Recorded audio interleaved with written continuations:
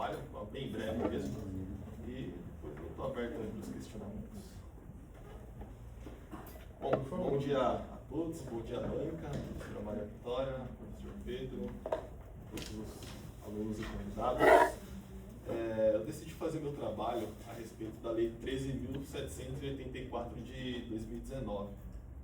E basicamente a lei da liberdade econômica.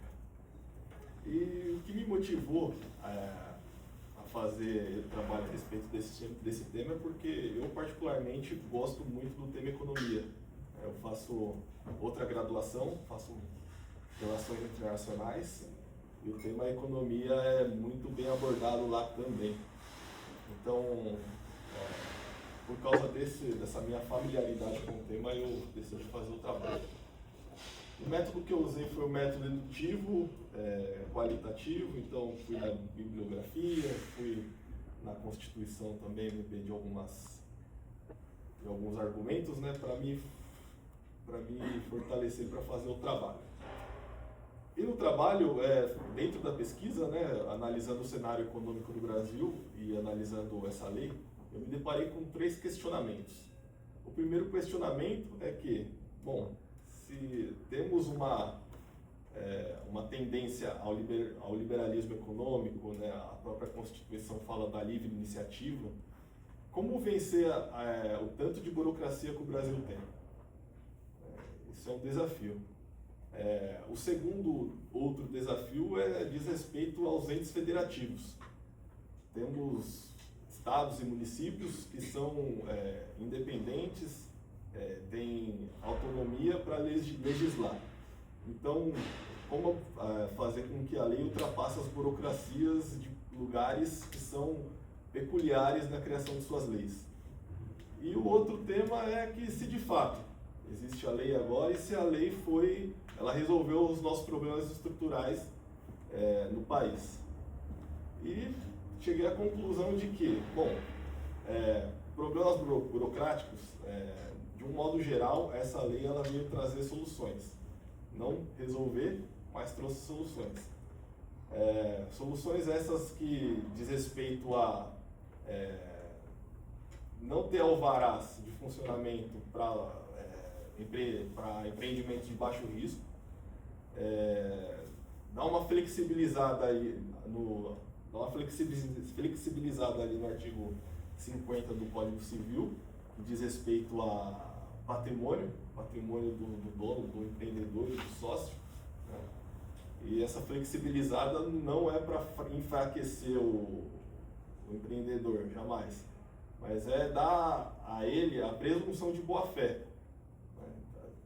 A presunção de boa-fé que, caso haja alguma coisa que prejudique aí, que seja detectado má fé do empreendedor, ele responde com o seu patrimônio, né, em caso de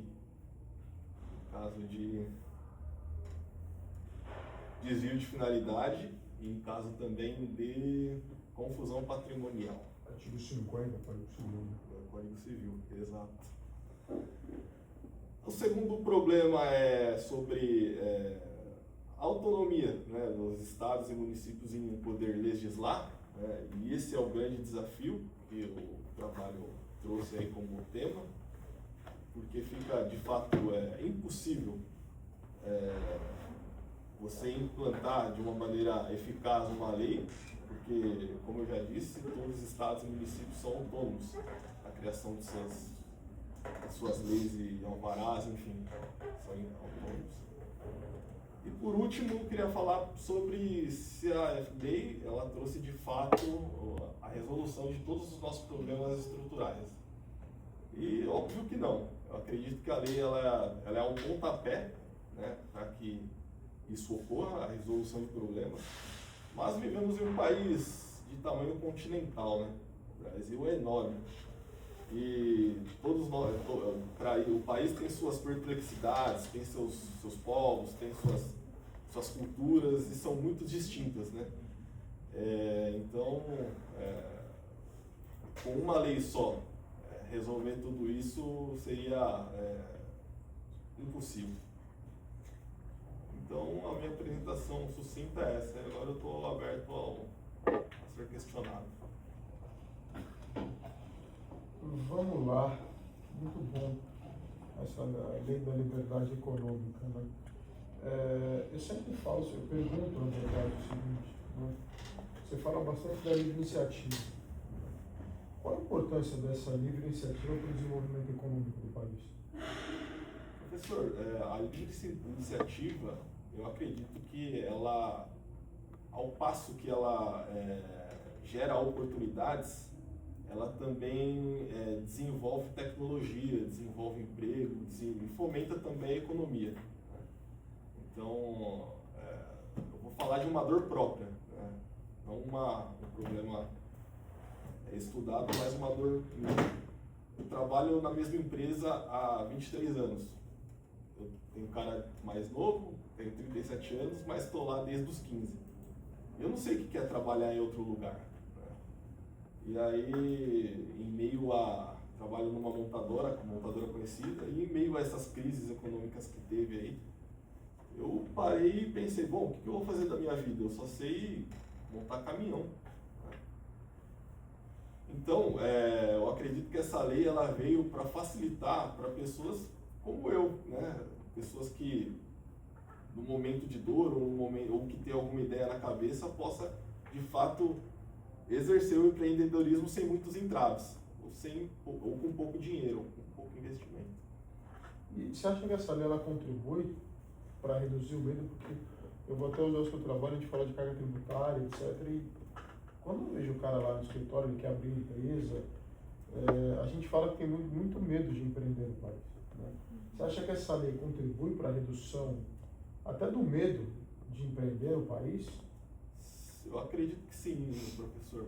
Ela, como eu disse, né, ela não resolve problemas, mas como foi citado o artigo 50 do Código Civil, né, quando uma pessoa com essa presunção de boa-fé e tendo seus patrimônios meio que protegidos, né, eu acredito que ela traz sim um incentivo ao empreendedorismo com esse.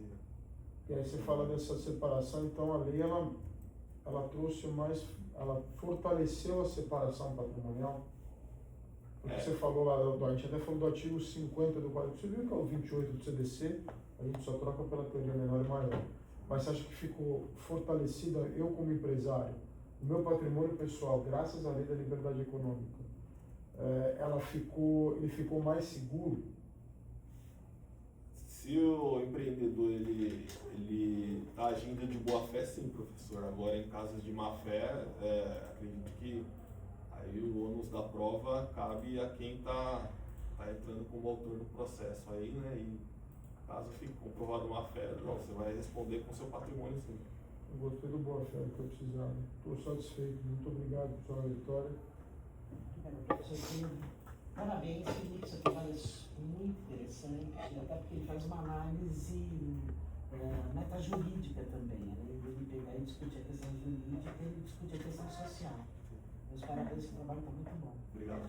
Qual que é a empresa que você vai fazer? Mercedes.